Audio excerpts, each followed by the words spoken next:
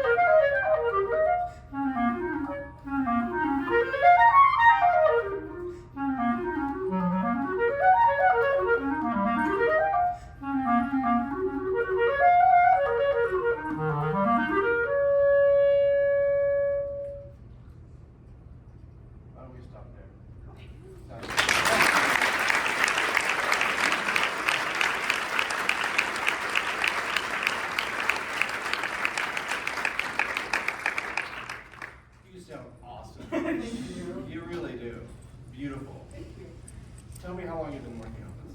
Okay, I bought it maybe a year and a half ago. I complained about it for probably a year and a half. And then I started seriously working on it maybe a couple months ago.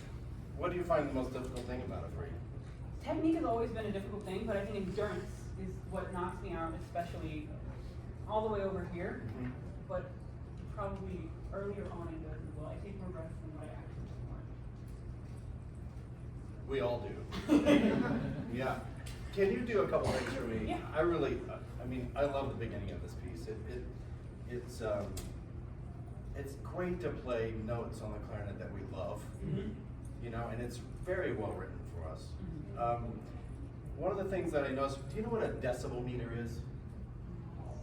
So there's, on the iPad or a lot of the apps now, there's tons of different free decibel meters. And one of the things that you might want to do is put it across the room from you and do long tones, because it'll really help you control by seeing the literal, like, how much loudness you're dealing with from the clarinet in the pianissimo up to mezzo piano.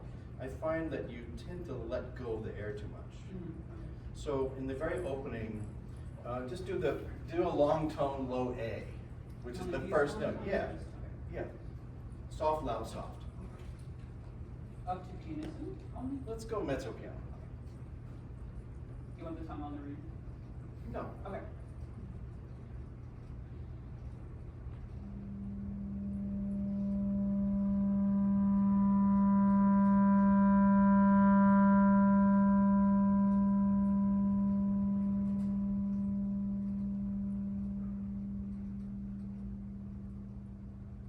Nicely done. So now the question is, can you get the beginning to sound like the ending? So can you start loud mezzo piano down to the pianissimo like you did at the very end? Just start loud and soft. Take it. Taper it, nice. Okay, now without taking a breath, start it again. Okay, that's the point where the embouchure for you is kind of not quite there when you start the note. So what I would suggest is if you you're doing your long tones every day, that you start more loud to soft so that you're tapering into things more consistently, which is what this beginning is. So it's a scary beginning. I mean, everything we do actually in clarinet repertoire is like that. Mm-hmm. It seems like we're always having to taper into something very carefully, you know, whether that's a low A or a high A. You know, we want to be able to do that. It's 90% of our job. It really is knowing where we start notes. So I think the beginning felt a little empty for me. Okay. But then after you got into the sfumato in that first bar and you went, everyone started to go, oh. So I think if you start the beginning that way, you'll sort of grab everybody's attention a little bit better. Okay. Try it. Just really dig into that embouchure, making sure it's all set before you start the air. It's almost like a grab release instead of, it's more like, and then releasing it to start the note.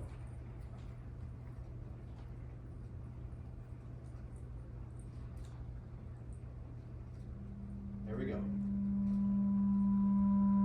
Great, very beginning, but it got too loud too fast. Okay. You heard it too, right? Yeah. Okay. Okay.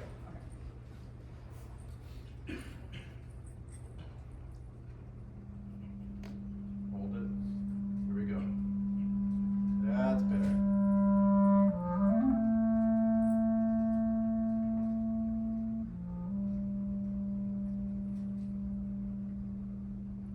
Great. Can you now do the F to E little moment that's a little bit later?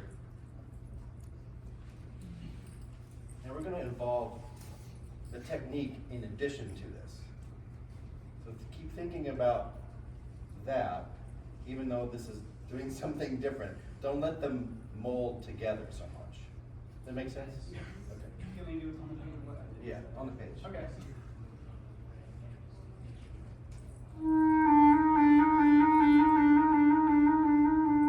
It's good. When you start the first F, it feels a little bit wide. I love the core of the very beginning because it grabs our ear. Mm-hmm. But somehow the F, when you played the F, it kind of like, it let me down. Okay. Is it a? Because I like the A so much. It's embouchure. Okay. Yeah, you're just letting go a little too much.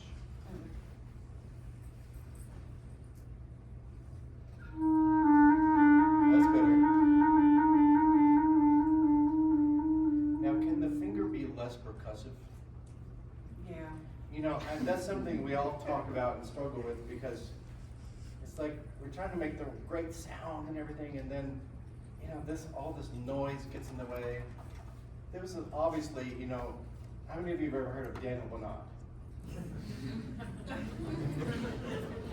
So it's the exercises, right? It's going back a little bit into our traditional teachings and pedagogy, just to be able to work on some of that stuff.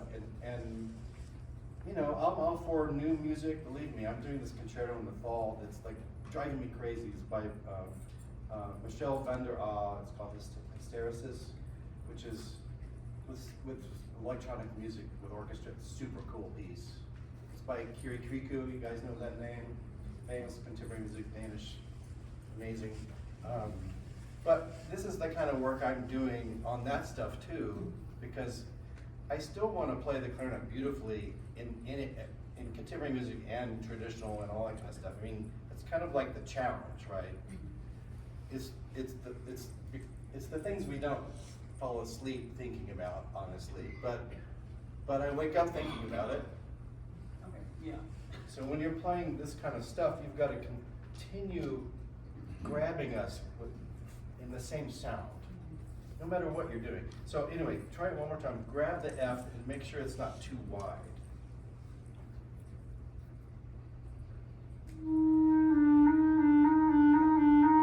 Yeah, I'm being super picky. Okay. Because I think you're fabulous. Thank you. But when you're starting the first F, I hear that first, Okay. which tells me that the embouchure is not set. You know, I call it the Hoover vacuum cleaner noise. That sound, you know, when you start the notes. We're always trying to fight that because the clarinet wants to do that a lot. So grab it like, get in there. There it is. Okay. Yeah. Fantastic.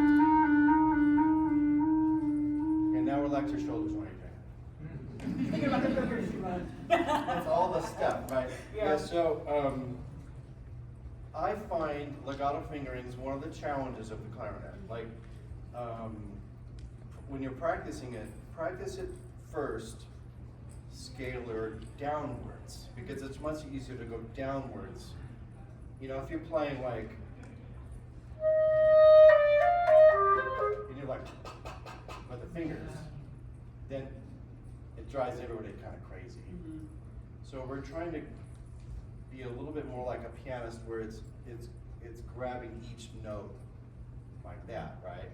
And if your practice scales downwards, you'll get the idea. Play a high C scale. It's going down slowly. C down to C.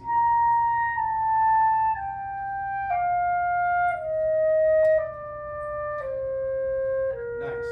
Okay, now, you know when you see people lift their fingers up, it looks like kind of, I don't know, I find it kind of annoying, like it's kind of fake or something. Mm-hmm. But there's a way to do it that's actually on purpose.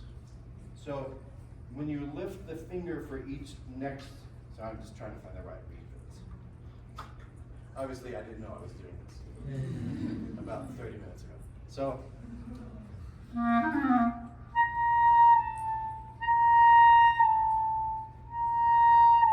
like try to get the connection without it doing, yeah.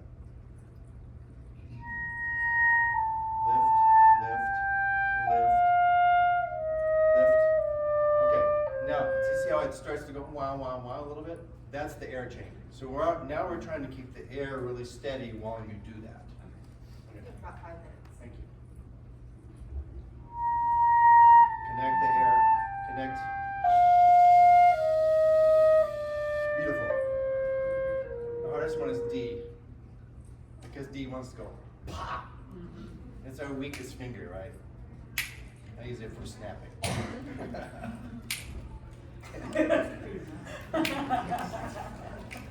I know.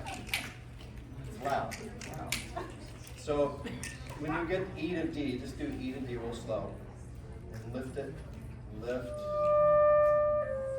Right at the very end, so you slap it. So keep it going slow. Almost. More air.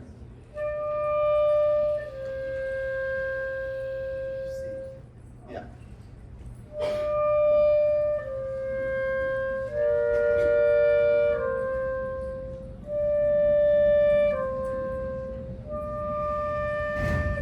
There it is.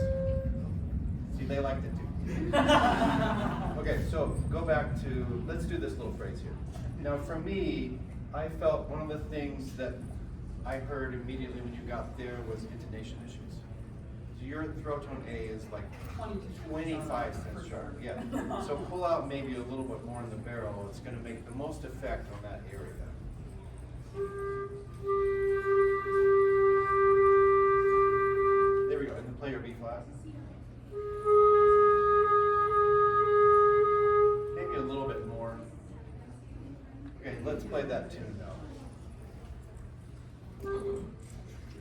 grab this sound. Almost. I heard a little the Hoover there at the beginning.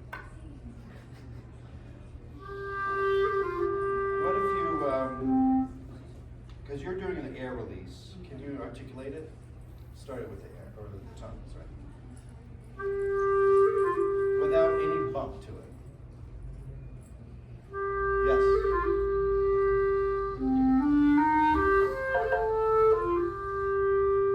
That throat tones, let's talk about the throat tones.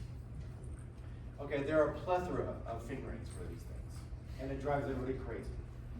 Because one clarinet to the next is totally different, right? So it doesn't matter if it's B flat or A. After a long time of doing it, your body just changes. You just start hearing it and you adjust it. So the typical one for A that I find most people use is 2-3, 2-3, C. Now, my fingering system may be weird for you to hear, but I think of this as 1, 2, 3, 1, 2, 3. Okay? So I'm thinking 2-3, 2-3, C key with the A. So try that. So it gives you a little more resonance in it. I would use the regular B flat. Because it just sounds better. Yes. I use the A and the B flat the same. Try it. Can I give down for B? Yeah. Okay.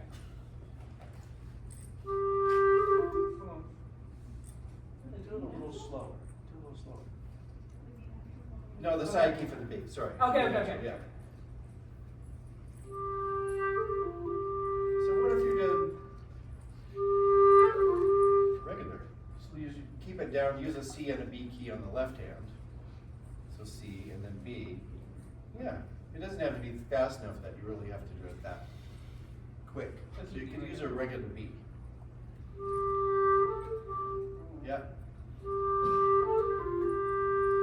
You're just not used to it, but I think it'll sound better. Okay. Side key B is a nice quick thing to do, but I'm not sure this is actually quick. Okay. It does say cantabile. And you could get in the timing a little bit earlier, make a B sound better with the regular. Let's see, there wasn't one other spot. Can we do this little run here? How are we doing? We're out of time. Oh! Okay, do the run. Okay. Can you keep that same sound we talked about earlier? As you're going up in the upper range, I feel like you're letting go a little too much. Okay, yeah, let me make a comment. I hear this all the time in students. I don't want to bite. It's the worst thing in the world to bite. Okay, there is a certain amount of bite one has to have. If you let go too much, the sound's going to sink, right? So there is a certain amount of structure one has to have. And yeah, you don't want to end the day with your teeth really grabbing and being uncomfortable. So what you do is you've got to spend more time on the corners. You've got to really bring in these more so that the top and the bottom doesn't overextend itself and make you tired at the end of the day. Like, I remember my first gig was in the Philadelphia, Pennsylvania Ballet Orchestra, and we did 60 Nutcrackers a year. We did 3 a day. And by the end of the first time I played that first set, I was like, I've got to change my life here because I can't, that's hard. That's hard. First of all, you feel like deja vu because you just turned that page like 2 hours ago. Like I just played that solo. You know, I just played that. But I learned a lot about how to make sure that I'm not getting tired after doing something like that. It was amazing. I also did in the Pennsylvania Ballet, there's a ballet of the Mozart Clarinet Concerto. Does anybody know that? Guess what it's called? K622. And that's another one we used to do 2 or 3 times a day. And that was another one that taught me like, wow, how am I going to do that? Because the conductor also, there's dancers involved. So the tempos all had to be the same all the time. and no leeway for tempo. And by the end of 2 Mozart concertos in one day, you're like, and I'm on stage, you're like, so to me, the structure is so important. And you were talking about endurance. Mm-hmm. That's part of it for you, is that you've got to really work on getting that more in. So it's not a biting thing, it's structure. How do you do that? Too bright. What's that? I was told I made that too bright and I should release some of the tension. You know, brightness, darkness to me is air. Okay. I really think so. I think we are a wind instrument and it controls a lot of that. You know, my other life is the mouthpiece thing since I was in high school, and I've seen and worked with so many players over the years. To me, that's the answer of what we do, is more about the air. You know, I'm sorry to stop because I want to keep going. Thank you so But much. you sound beautiful, really. Thank you.